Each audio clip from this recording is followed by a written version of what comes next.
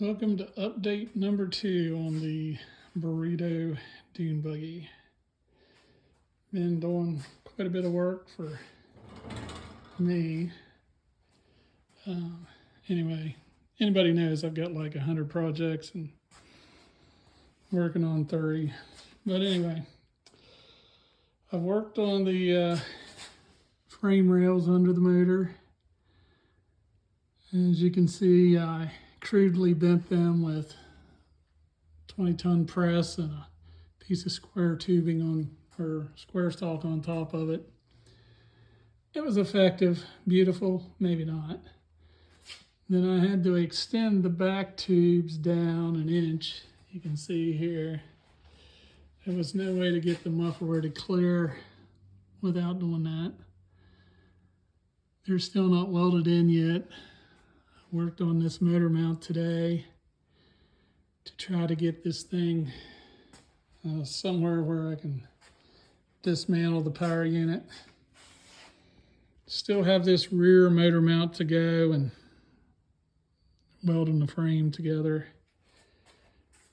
But for me, this is great advancement for all the more I've done in the last several months of owning this thing. This side, the rest of that fan housing will be probably another fan housing. I don't see me welding that back together. But anyway, trying to get to the point I can take this lower support off, which is mounted to the carburetor. And every time I've made a mount to support the engine, it's gotten in the way at some point. So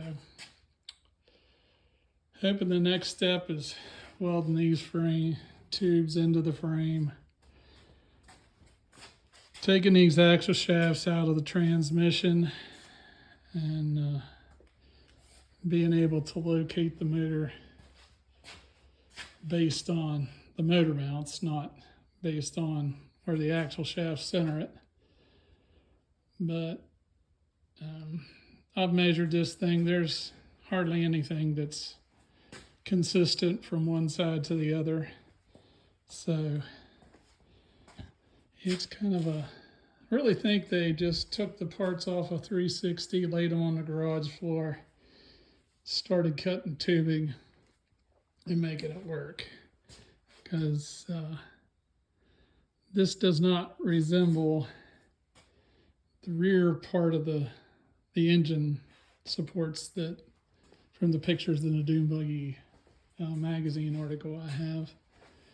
But it's where they were welded, so that's where I started. Anyway, this is update number 2. More to come.